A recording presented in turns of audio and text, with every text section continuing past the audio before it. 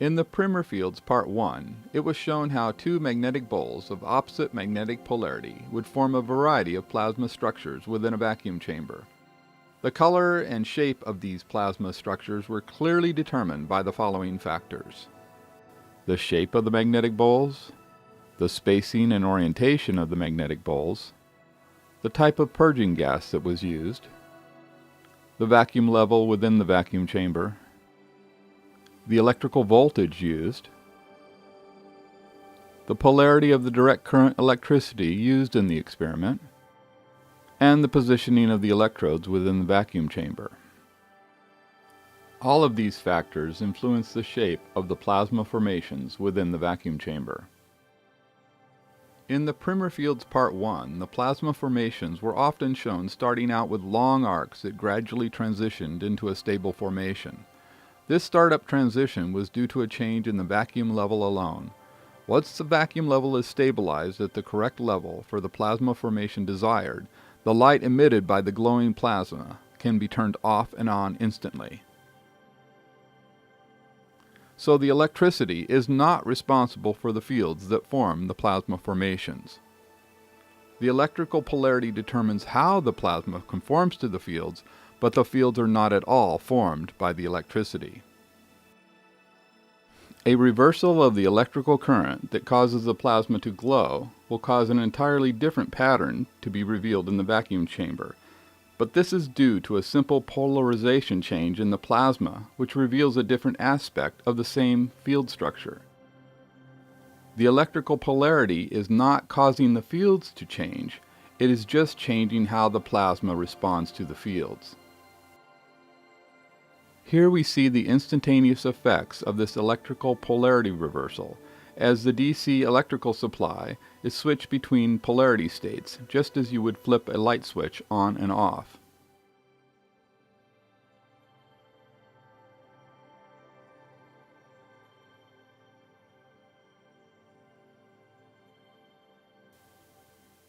In the primer fields part 1, it was shown how these opposing bowl-shaped magnetic field emitters control the formations of both steel and magnetic balls around the magnetic poles. It was also shown how 5 mm steel balls form geometric patterns in the nucleus area between the two magnetic poles.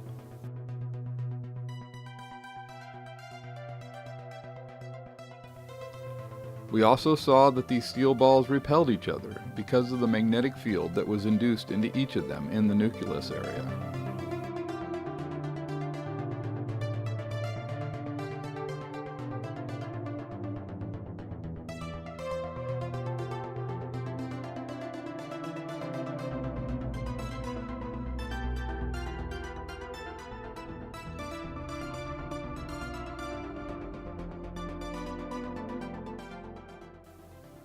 The magnetic bowls also induce magnetic fields into ordinary steel balls both inside the bowls and around the bowls. The induced magnetic fields then cause the steel balls to all repel each other, and at the same time the fields of the magnetic bowls confine the steel balls into organized rings and patterns. It is very clear that these magnetic bowl-shaped fields impart order into the matter around them, whether in the vacuum chamber or outside the vacuum chamber.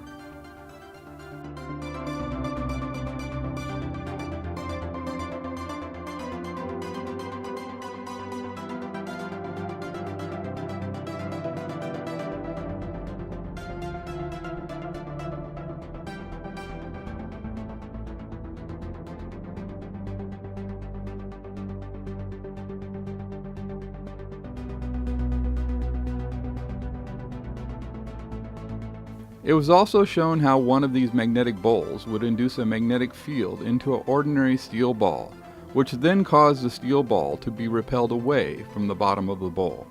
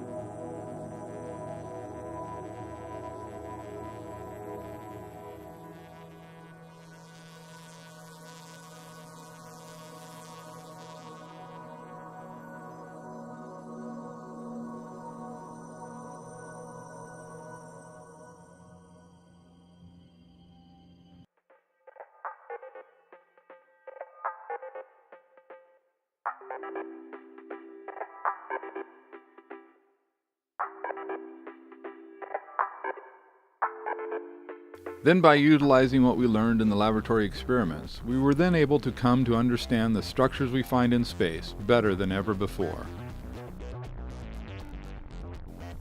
We discovered that we could now show how galaxies, stars, nebula, and most all other structures that we find in space could be explained without requiring black holes, dark matter, or dark energy.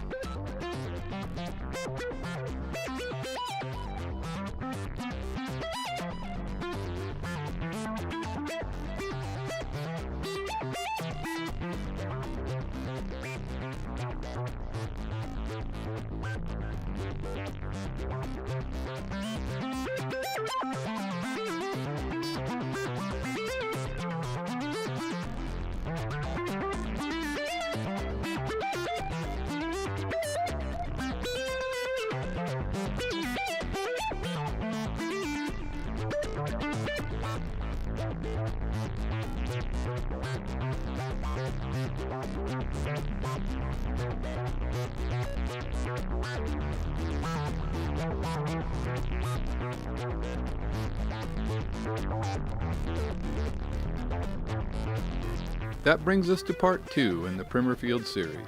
To begin with, we are going to explore the magnetic substructures that are found within these magnetic poles.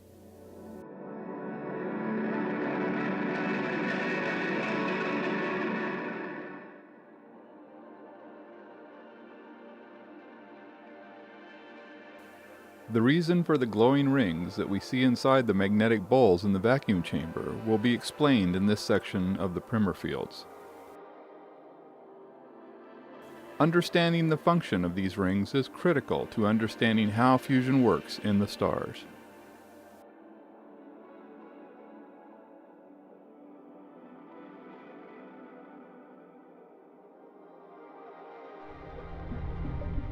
It will also be shown how the bubbles inside the magnetic poles are caused by magnetic confinement, and how these magnetic bubbles are related to the ejection jets that are emitted from the top of these bubbles.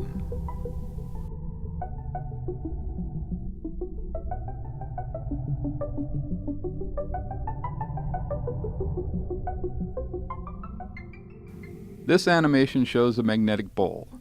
In the bottom of the bowl, we find 3 magnetic substructures. Now we will slice the bowl in order to get a better view of these magnetic substructures.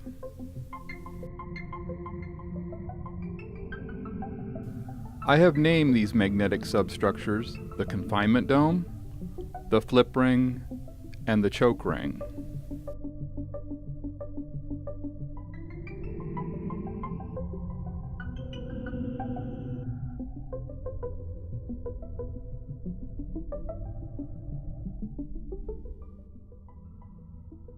A regular compass is much too large to properly map the fields within the magnetic poles, so a much smaller magnetic compass was fabricated to map the fields in and around the magnetic poles.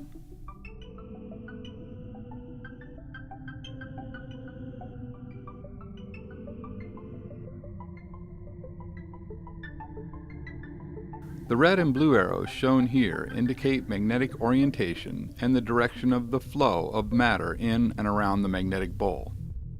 The red arrows indicate magnetic north, and the blue arrows indicate magnetic south.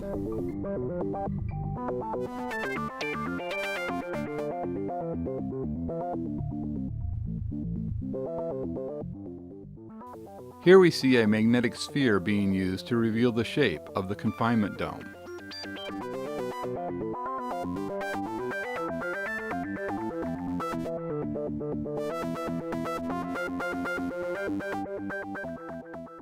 Here we see a string of magnets being used to show the magnetic field lines in and around the magnetic pole.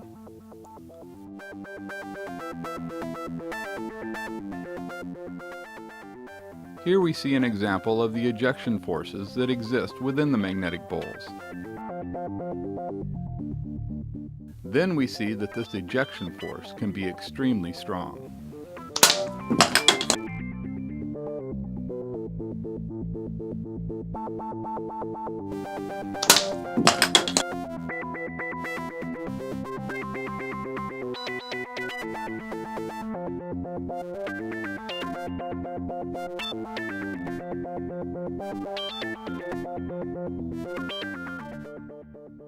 So just as we see in the plasma experiments in the vacuum chamber, we see that these ejection jets start at the top of the confinement dome and shoot out of the bowl in line with the axis of the bowl.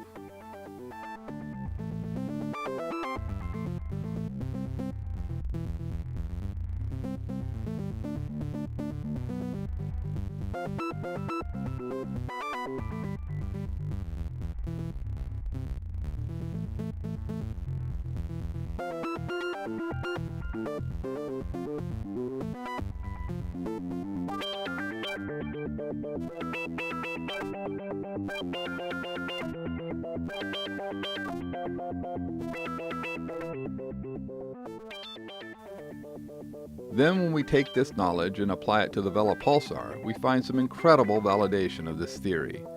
Notice how perfectly the bowl shape, flip ring, and ejection jets all match with the structure of the Vela pulsar.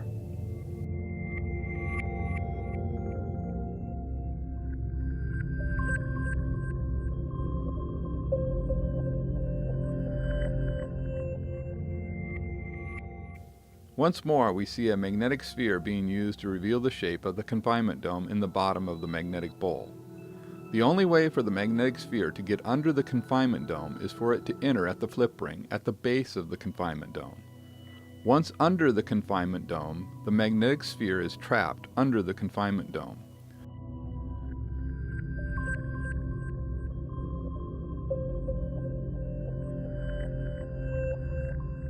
If the magnetic sphere is forced above the confinement dome, we see that it is ejected up and then once again held above the confinement dome by the magnetic forces within the bowl.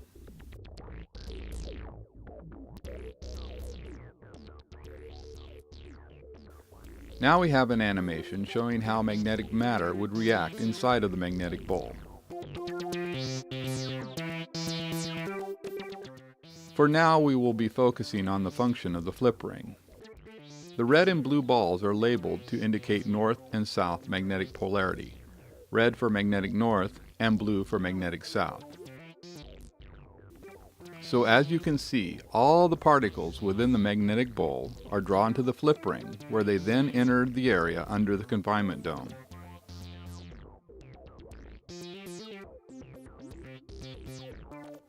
Notice how at the flip ring the balls flip magnetic orientation. That is why I call it the flip ring, because it flips the magnetic orientation of the matter passing through it.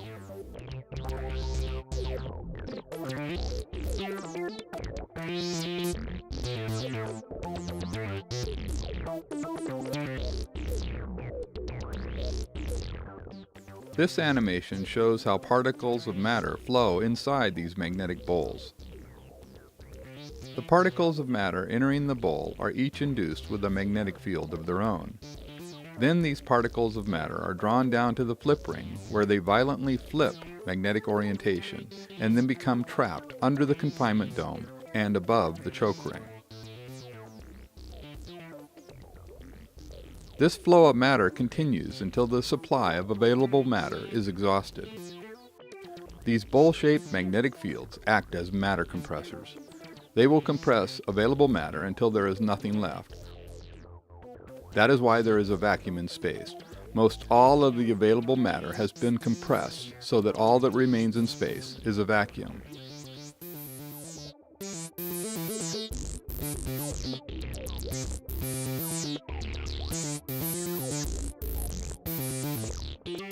Now we will take a look at the function of the choke ring.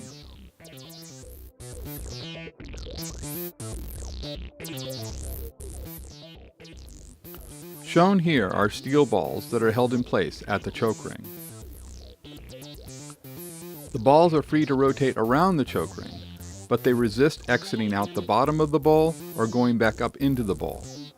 The flow of matter is choked at the choke ring, which is why I call it the choke ring.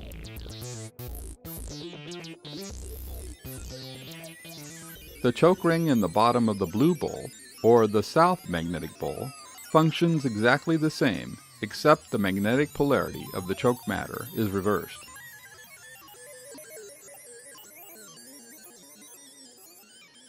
So here in the bottom of this bowl in the vacuum chamber, the glowing ring is the flip ring.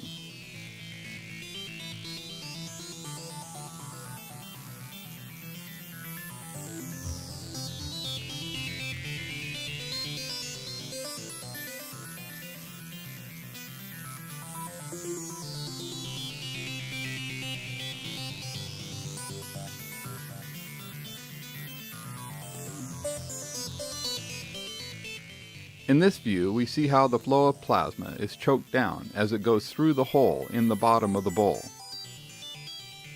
This is the choke ring at work, confining the plasma magnetically into a narrow stream.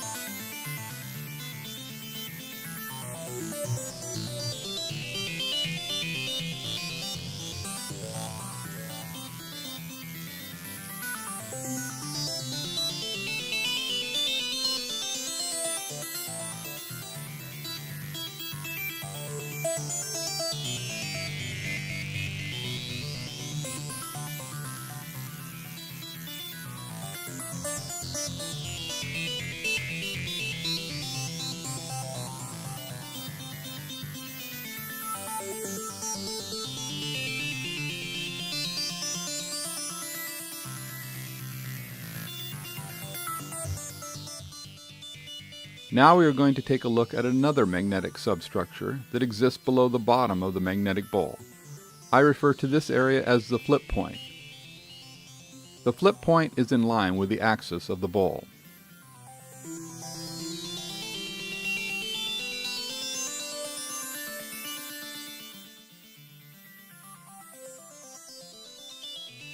Here we see the microcompass being used to show how the flip point flips the magnetic orientation of matter at the flip point. Past the flip point, matter is held away from the bottom of the bowl, but inside the flip point, matter is drawn into the bottom of the bowl.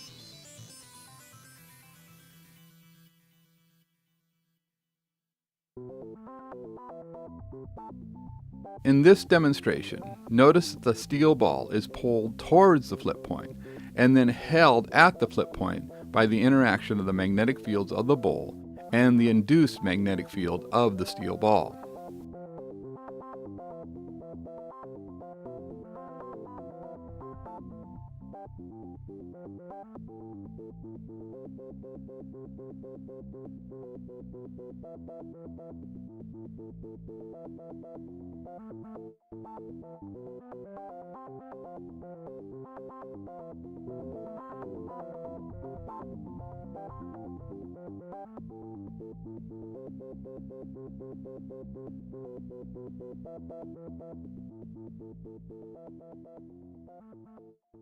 This flip point repulsion is the reason we see the ejection of matter from the bottom of the Vela pulsar.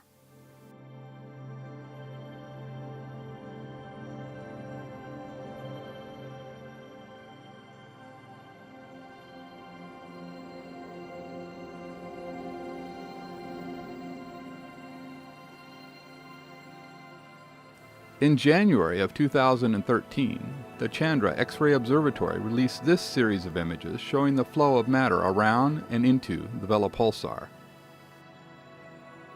As you can clearly see, the matter is ejected out the top and out of the bottom of the Vela pulsar.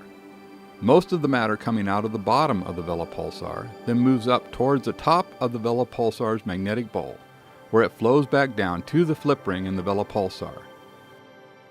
You can even see the evidence of the confinement dome above the flip ring in the bottom of the Vela pulsar's magnetic bowl.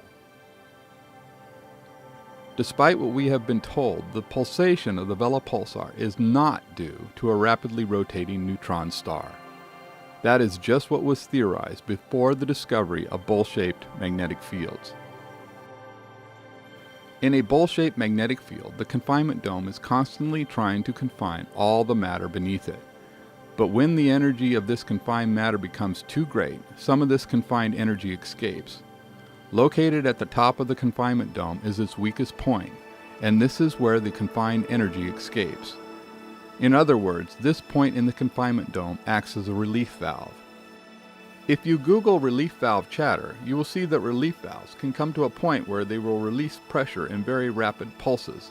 In other words, the relief valves will oscillate.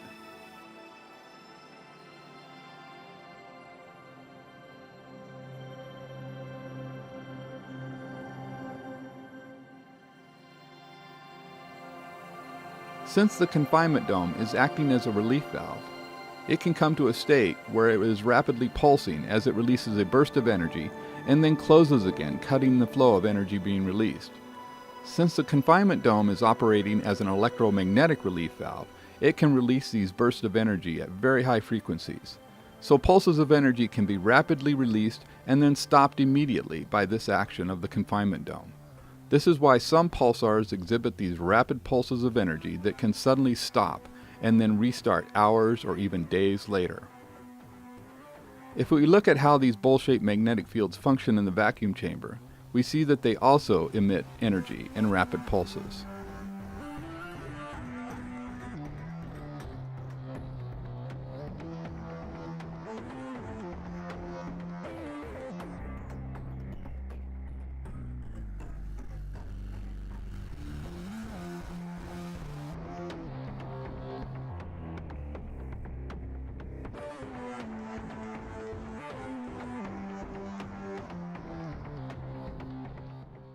In the ejection jet of HH111, we can see very definite pulses in the matter ejected.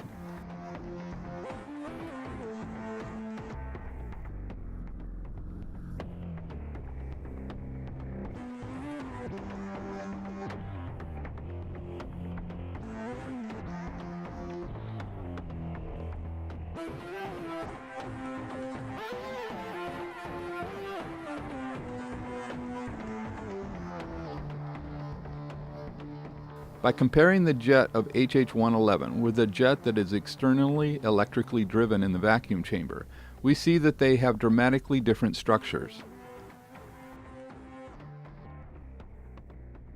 HH30 is another example of bowl-shaped magnetic fields with the ejection jets in line with the axis of HH30.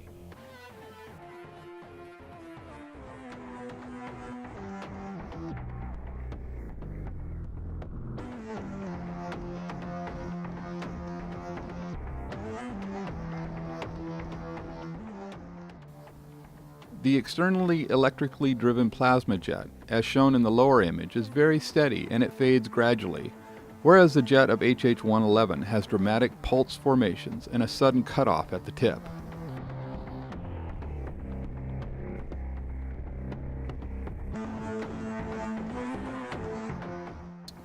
The structure we see in the jet of HH111 does not fit with what would be found in an externally electrically driven plasma jet. So I must conclude that the jet of HH111 is not externally electrically driven.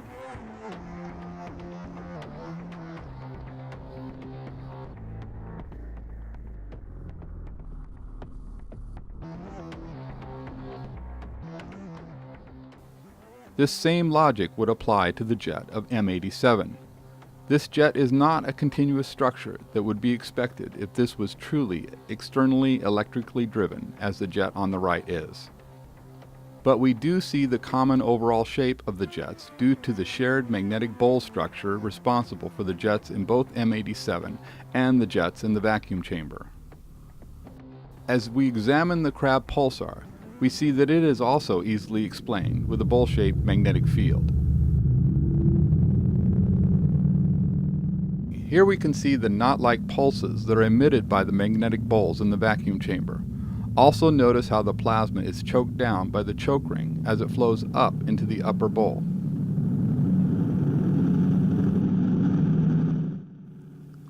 You can find a lot more information out about pulsars on my Facebook page.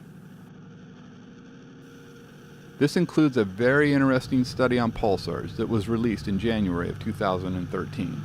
This study brings further validation to the theories of pulsar behavior presented in the primer fields.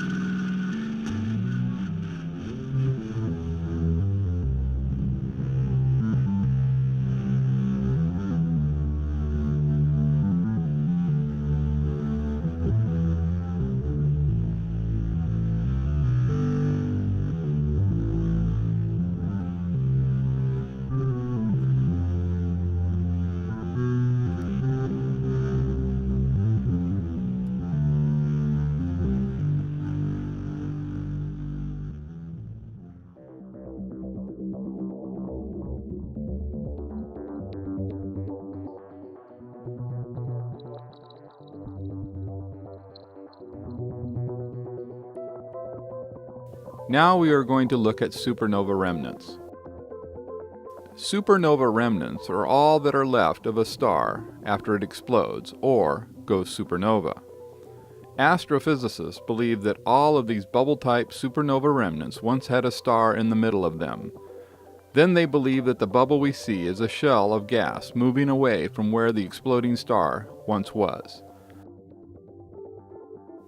But I am now going to show you that this concept is incorrect.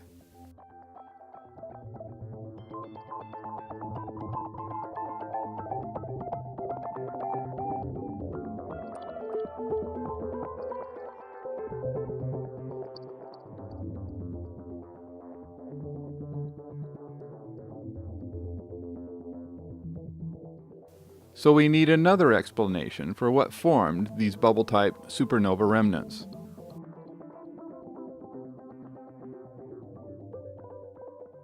Occam's razor is accepted in science as a way to determine which solution to a problem is most likely the correct one. The goal when using Occam's razor is to provide the simplest solution possible. Therefore, in line with Occam's razor, I'm going to show you a very simple explanation of the forces behind bubble-type supernova remnants.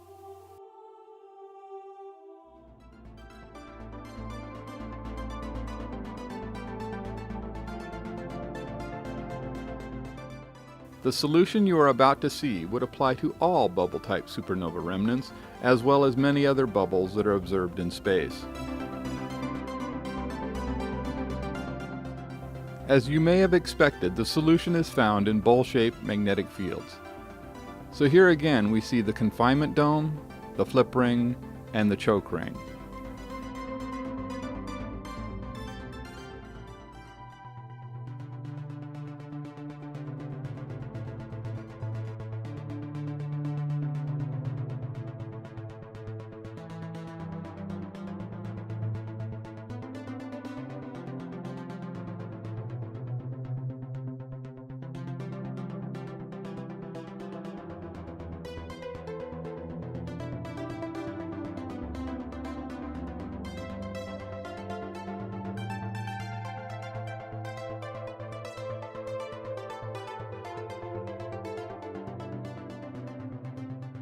Particles of matter are drawn down into the magnetic bowl and down to the flip ring. The particles of matter flip magnetic orientation at the flip ring and then become trapped under the confinement dome. As the matter continues to accumulate under the confinement dome, it causes the confinement dome to swell in size. In other words, the bubble is continually growing. This is why when they measure these bubble-type supernova remnants, they are found to be expanding.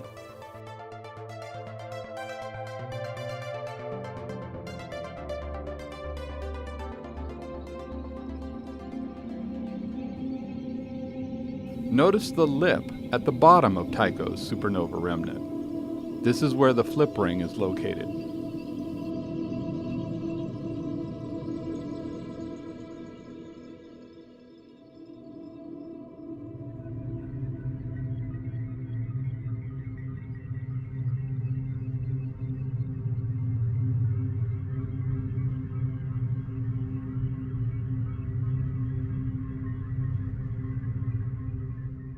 Then we have supernova remnant SN 1006. Notice the appearance of the top of this bubble.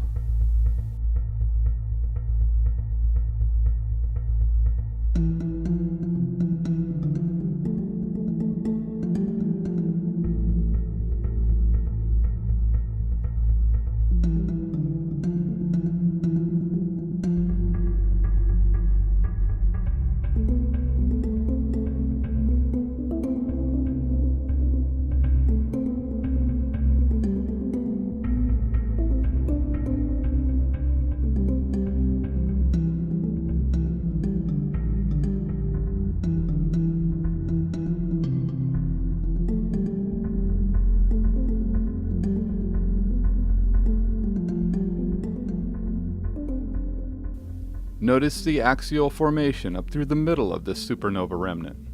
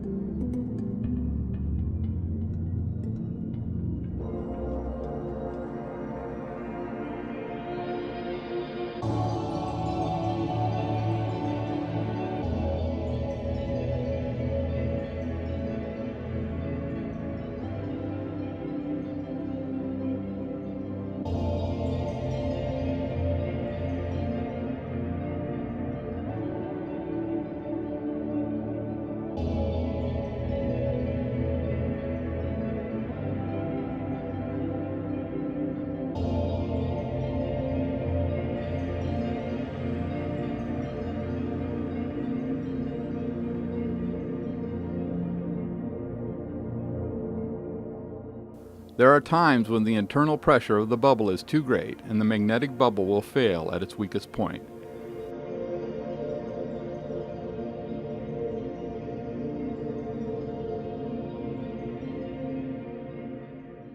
The choke ring may also allow some matter to escape out of the bottom of the bowl. This is exactly what we find in the Jellyfish Nebula.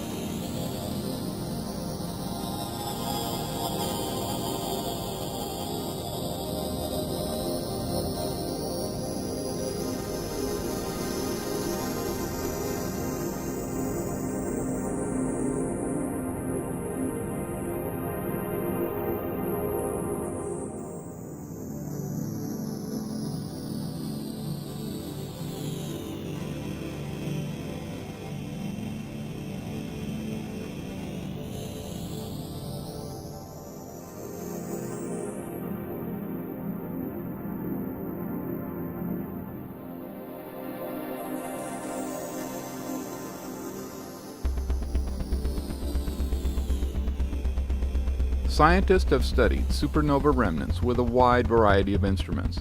When you carefully check all this data, you will find that it all conforms to the theories of supernova remnant formation presented in the Primer fields.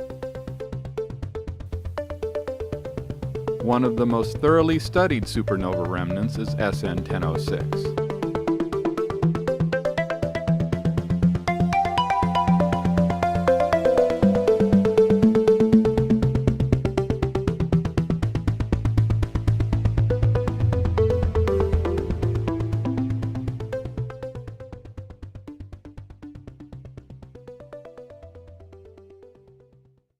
This image of SN 1006 shows what is seen in wavelengths of light visible to the human eye.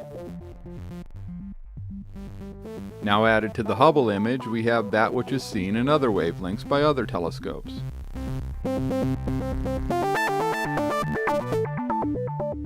Where the magnetic field is the strongest is at the choke ring, and this is also where matter is compressed to the greatest density. This is why the choke ring area of SN 1006 is the only part of SN 1006 visible to the human eye. This is where matter has the highest density and becomes visible.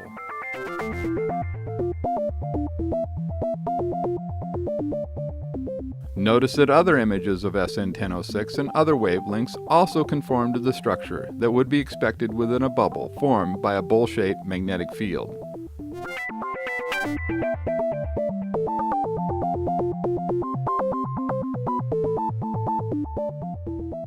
Here we see the flow of matter going down to the flip ring, and the ejection of matter out of the top and out of the bottom of SN 1006. Notice that this matches the flows that we saw earlier in the Vela pulsar.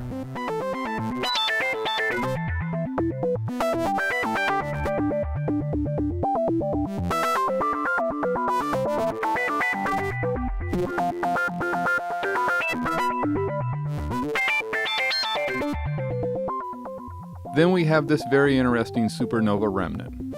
I will just let the images do the talking.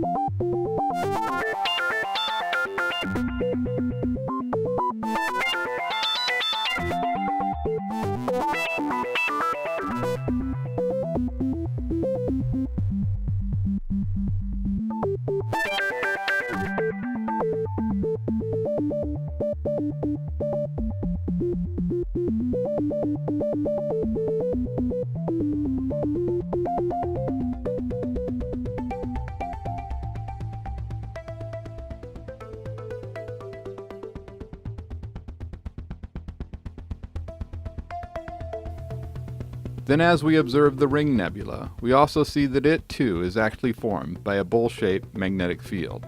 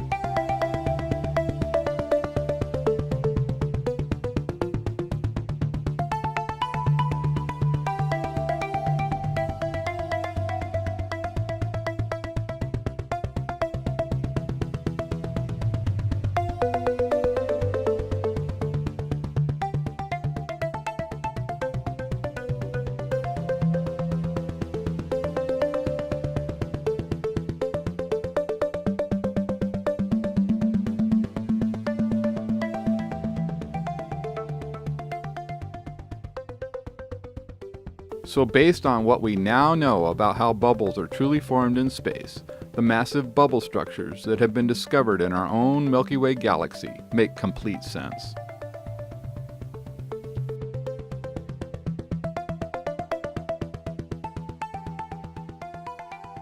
Then we have this new study that I just received this morning, which also confirms the theories presented in the primer fields. The magnetic nature of our universe is undeniable.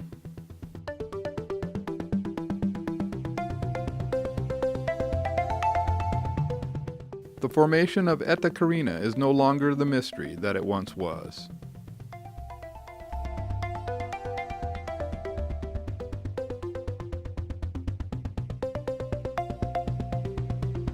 The Eskimo Nebula is also easy to understand once you realize that it too is formed by bowl-shaped magnetic fields.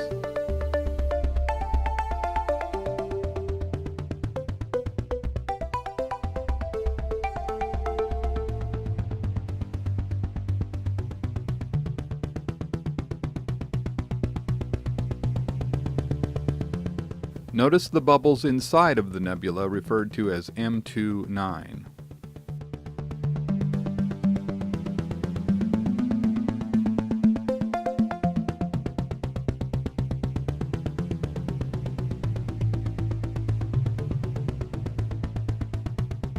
So now that you know the patterns to look for, you will see that there are many confirmations of the primer fields theories found throughout the universe.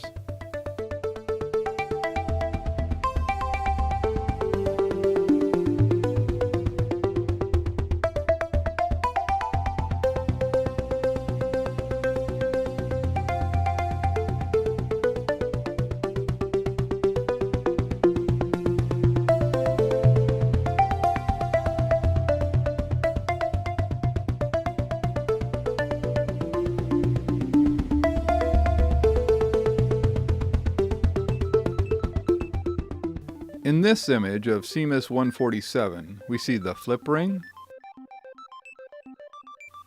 the choke ring, and we can see the matter ejected out of the top of CMIS 147 at less than escape velocity, and therefore the ejected matter is drawn back down to the flip ring of CMIS 147.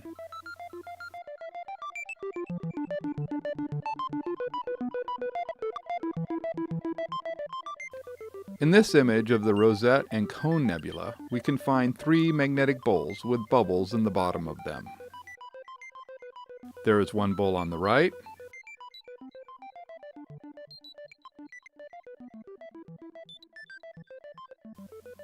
one faint bowl in the middle,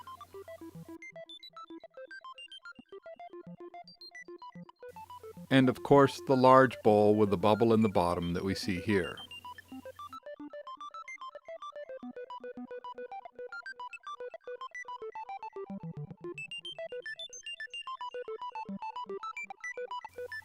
The bubble nebula is clearly in the bottom of a bowl.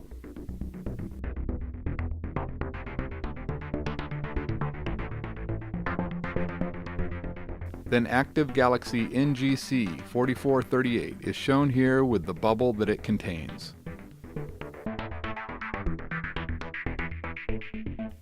By now you don't even need me to show you the bowl-shaped magnetic fields that form the infamous Hourglass Nebula. You can even see the confinement dome down inside the Hourglass Nebula.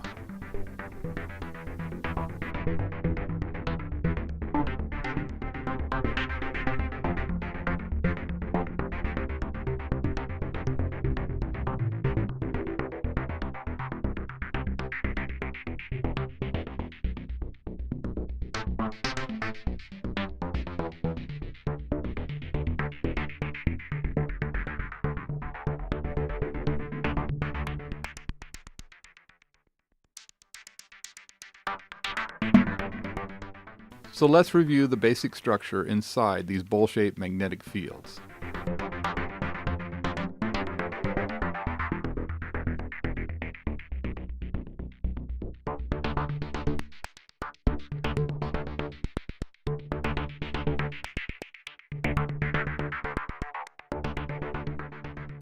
The red bowl represents north magnetic orientation and the blue bowl represents south magnetic orientation. The shape of the magnetic substructures within the red and blue bowls is identical, except they are of opposite magnetic orientation. In stars, the 2 bowls would be at the poles of the star, and the flip point would be the focal point, or the nucleus, of the star. In the primer fields Part 5, we will look at how these fields function in the Sun, including why the Sun flips magnetic polarity every 11 years, and the true reason behind the solar cycle.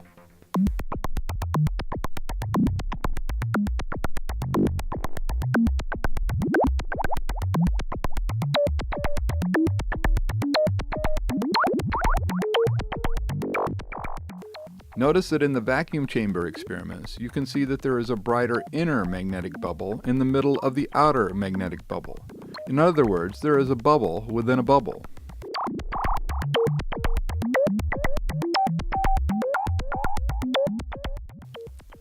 In NGC 3918, we also see a bubble within a bubble. Then the Cat's Eye Nebula also has a bubble inside of a bubble formation that cannot be explained by the currently accepted theories. But when we apply the primer fields approach, you will see that these bubble-in-bubble structures are very easy to explain.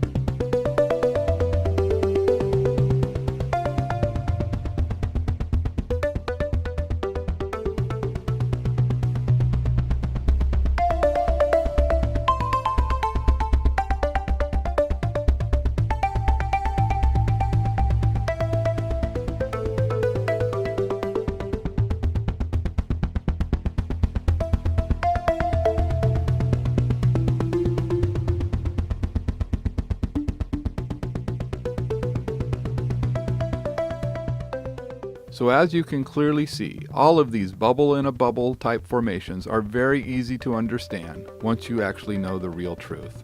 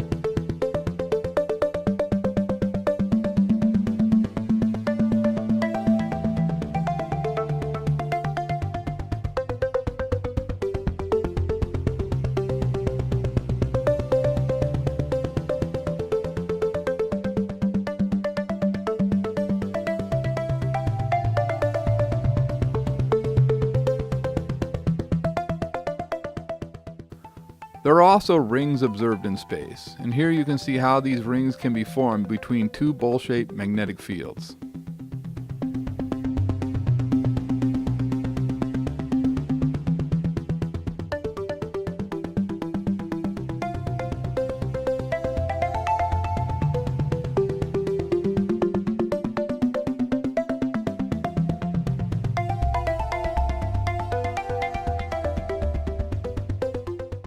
Then we see again how the Red Square Nebula could be formed between two bowl-shaped magnetic fields.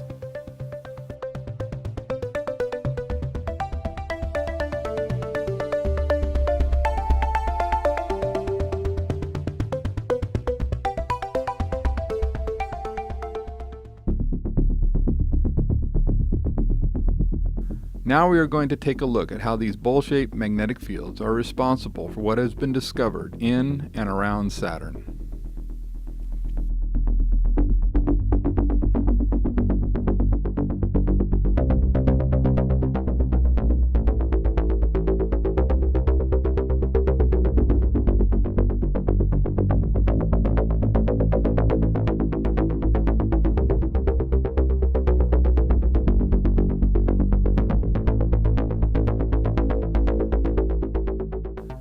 Saturn's rings are so pronounced because the rotational axis and the magnetic axis of Saturn are exactly aligned with each other.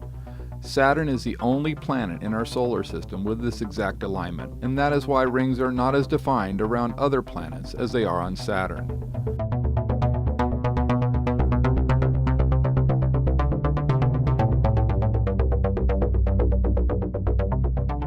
The rings around Saturn are held in place by the bowl-shaped magnetic fields, just as the disk of plasma is in the vacuum chamber experiments.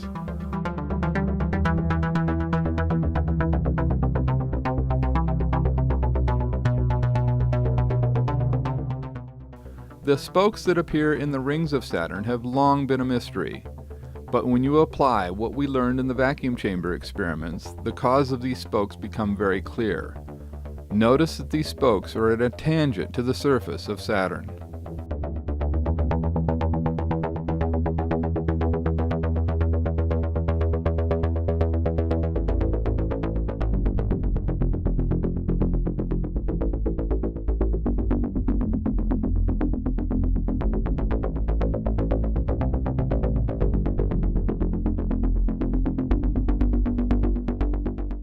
Notice how the burst of plasma emissions from the center of the vacuum chamber are also at a tangent to the rapidly rotating core in the vacuum chamber. When we overlay the vacuum chamber video with the images of Saturn and its rings, the solution to the source of the spokes in Saturn's rings becomes obvious.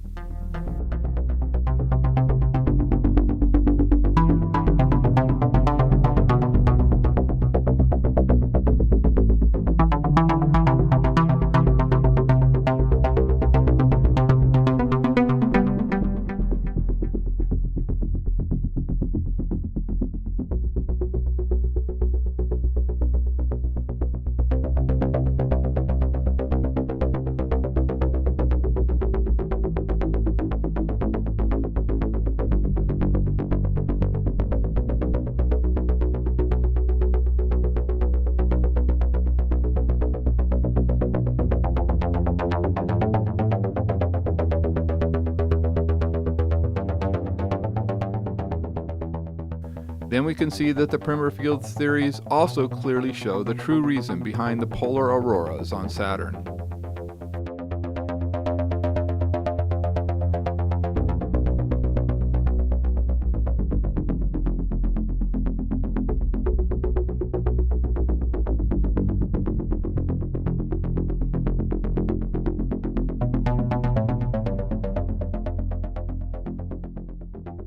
Shown here is the basic magnetic field structure that exists around Saturn.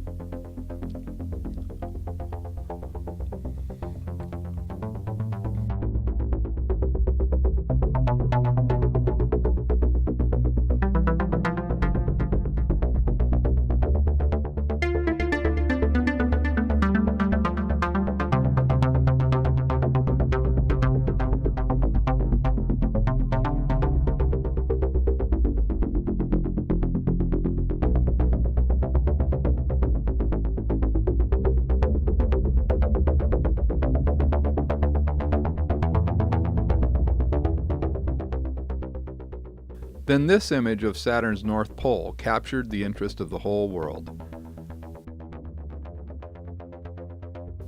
But it's not really that difficult to explain once you understand the theories and concepts presented in the Primer fields.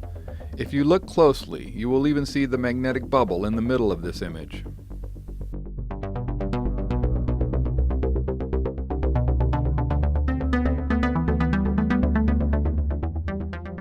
Then, of course, we have the intriguing hexagonal pattern seen in the pole of Saturn.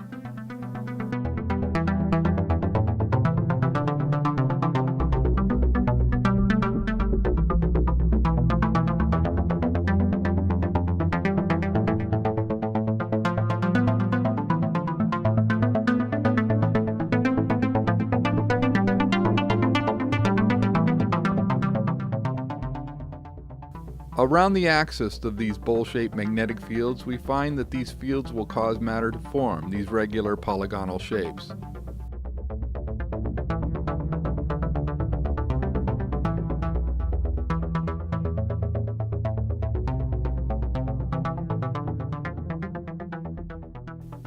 In the ring of steel balls around the nucleus in this image, we also see this polygonal effect.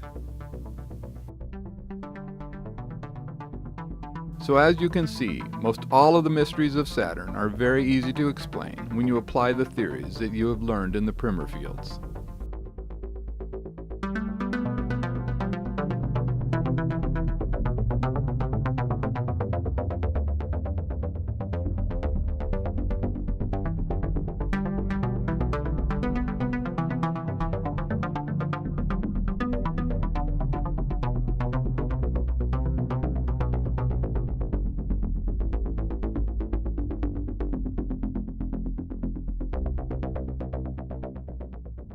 Now let's take a look at Jupiter.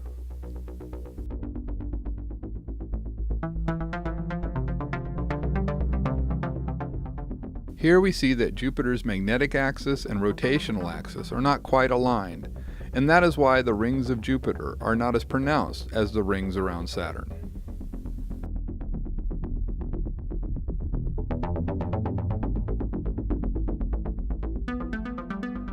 Notice the appearance of the polar areas of Jupiter. This image from NASA reveals the ring formations around Jupiter.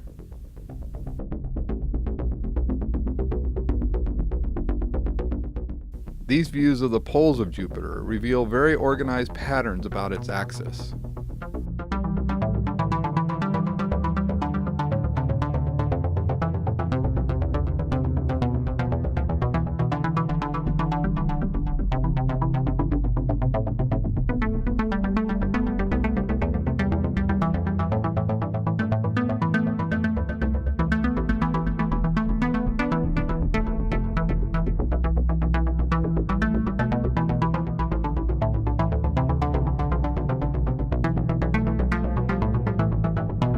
Next to the red asterisks, notice the dark spots on Jupiter as they rotate by.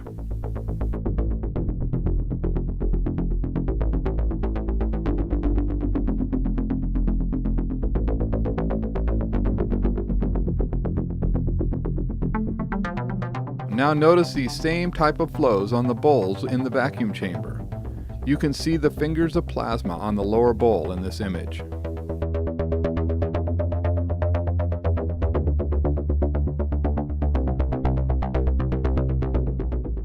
Then with the larger bowls, we also see the same type of pattern next to the glowing sphere.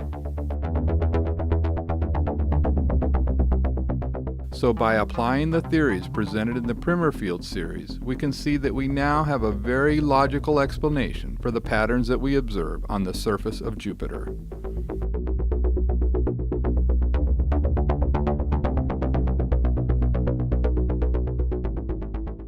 That brings us to the end of the Primer Fields Part 2. In this installment, we learned about the magnetic substructures that are found within the bowl-shaped magnetic fields.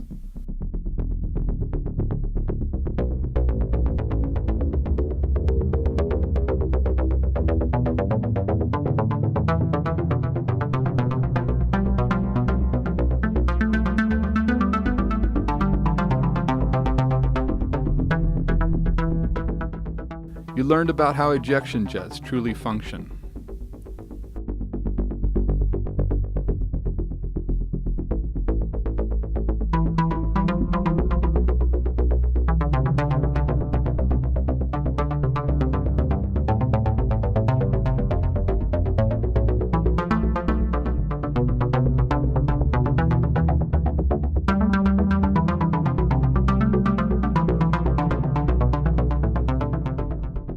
You were shown clear proof of bowl-shaped magnetic fields at work in the Vela pulsar.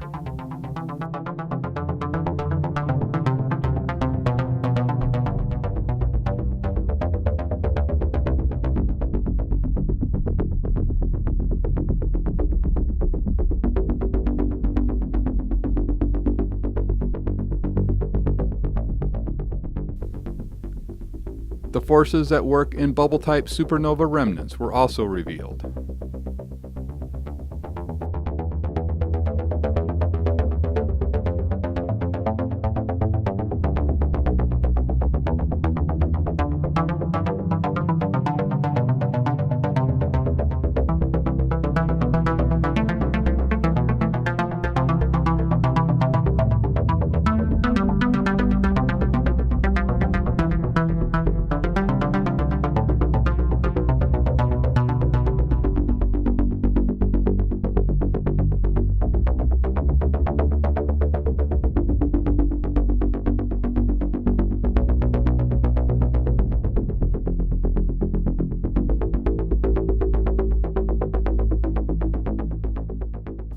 We also saw that bubble-in-bubble type nebula are easily explained using the theories presented in the Primer fields.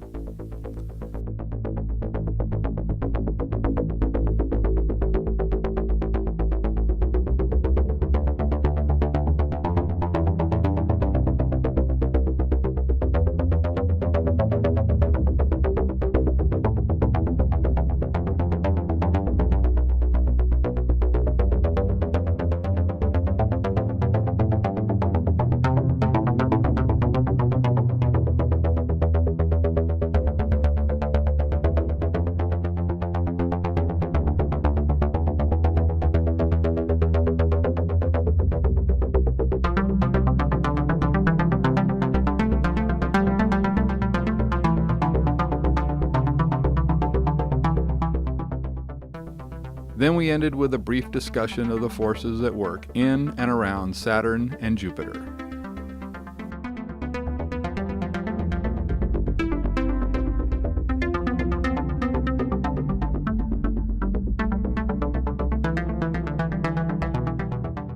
In the Primer Fields Part 3, we will be exploring the wave-particle nature of matter. This will include an in-depth examination of light and the reason it exhibits the dual nature that we find in the infamous double-slit experiment.